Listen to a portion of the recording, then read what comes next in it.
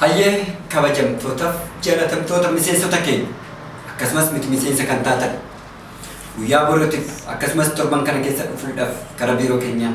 biiroo muummeedhaan dhufuuf warri yaaltan yoo jiraattan warri yaaddan yoo jiraattan torban kan jiil biiroo keenya yookaan biiroo waldaa dargaggoota caffee hojii gamtaa waliigalaa kan ta'e martusaa magaalaa Adaamaatti irratti sadarkaa federaalaatti irratti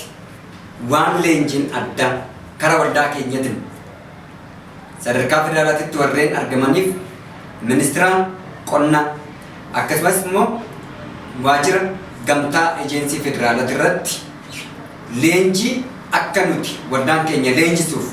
waldoolee 98,400 keessaa waan sadarkaa tokkoffaarratti argamneef jimaata biiroo keenyatiif akkasumas tarsiimoo mul'ata kaayyoo fi galma waldaa keenyaa irratti hundaa'ee filosoofii waldaa keenyatti wal qabatee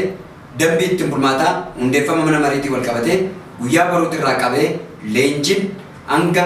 gaafa dilbataatitti waan jiruuf nus biiroon keenya waan namni isin keessummeessuu danda'u waan hin jirreef akka torban achaantutti nuuf dhuftan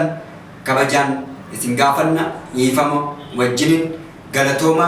baga gammaddan asmaan asitti nus gammannee jirra jabaadha injifannoon ittuma fufaa jechaadha galatooma.